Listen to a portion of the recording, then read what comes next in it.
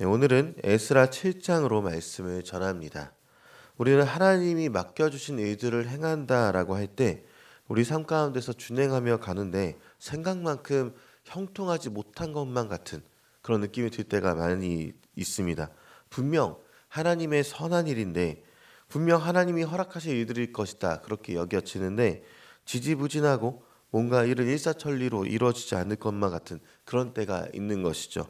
그럴 때 사람들은요 지쳐하고 또 하나님이 행하신 일이 아닌 것은 아닌가 이렇게 의문을 갖고요 또 시험 들었다라고 표현하는 그런 경우들도 보게 됩니다. 이유는 상황이 어려우니까 이해가 되죠. 자꾸 막히는 것만 같으니까요. 그렇게 하나님이 예비하신 길에서 멀어지고 또 멀어져 버리는 것들을 보게 됩니다. 사람은 사실 이렇게 힘들고 실패하고 어려워하지만 신실하신 하나님은요 주님이 허락하신 약속과 그리고 회복을 계속해서 이끌어 가시는 것이 우리 하나님의 뜻이십니다. 하나님의 신실하심이 오늘 본문에 기록되어 있는데요. 오늘 본문의 1절의 시작을 주목해서 보면서부터 우리 쭉 이어가면서 하나님의 신실하심을 보도록 하겠습니다. 1절을 보니까요. 이 일 후에라는 말로 시작하는 것을 봅니다. 그럼 이 일이 뭔지 알아야 하겠죠. 이 일은요. 1장부터 6장까지의 모든 사건을 말하는데 좀 간단하게 말해보면 고레스가 칙령을 발표했었던 1장을 시작해서요. 성전을 재건하라라는 명령이 있었고요. 그런데 시간이 지나면서 각종 방해를 받아왔었습니다.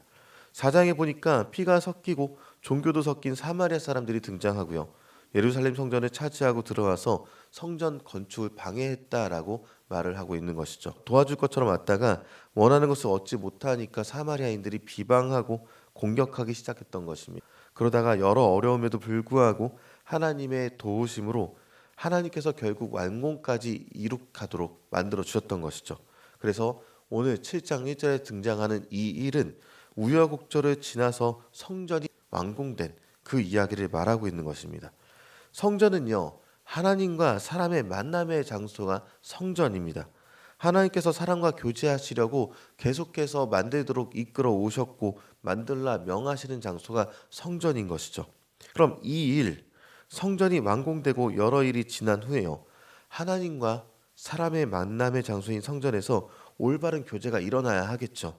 그런데 사람들은 악해서 그 안에서 아무런 의지도 없이 그냥 완공된 성전을 놓고 아무것도 행하지 않는 것을 보게 됩니다. 그저 자신의 삶을 살아갈 뿐이었던 것이죠. 그 후에 세월이 지났습니다. 이 일 후에 58년 정도가 지났다라고 우리는 성경을 통해서 알 수가 있는데요.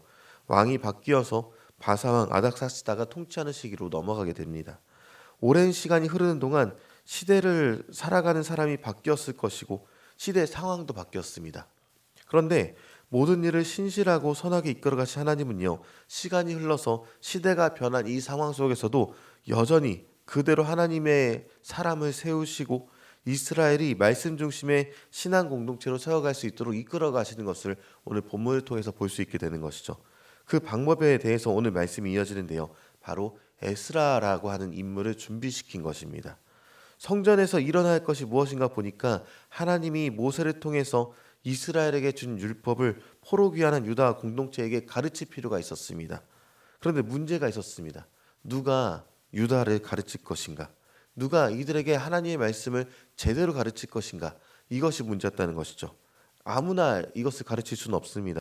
우리는 수많은 이단들이 하나님의 말씀을 자기 마음대로 입맛대로 가져와서 쓰는 것을 보게 되죠.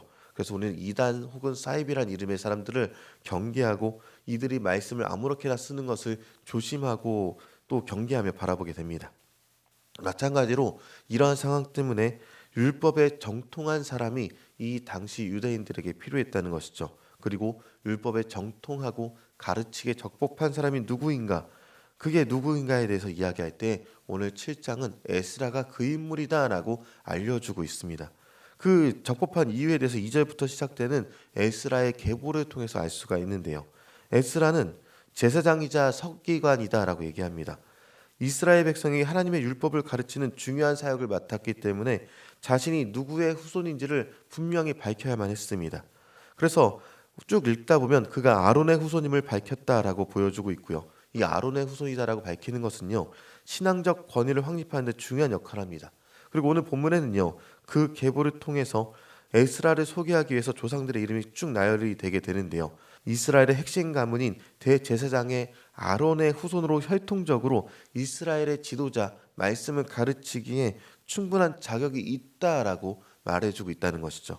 그런데 에스라의 계보에 한 가지 계보가 더 추가가 돼서 나옵니다. 그것은 바로 비느하스의 14대 손으로 소개되고 있는 것을 보게 되는 것입니다. 비느하스는 아론의 손자입니다. 이스라엘 백성들의 시딤 광야에서 모압 여인들과 음행을 저질렀을 때에 하나님의 거룩한 분노로 그들을 처단했던 인물이 바로 비느하스다라는 것이죠. 그는 이러한 신앙적 행동으로 인해서 이스라엘을 죄악에서 건져내고 영원한 대제사장이 되는 언약을 받게 되었습니다. 그러니까 에스라의 족보를 통해서 비느하스를 소개했다라는 것은요, 에스라가 비느하스와 같이 죄로 오염된 이스라엘을 기억할 수 있는 인물이다라고 한 번 더 보여주고 있는 것이죠. 유다가 하나님의 성전에서 해야 할 것은요, 하나님의 말씀을 배우고 익히는 것입니다. 그리고 그대로 행동하는 것이요.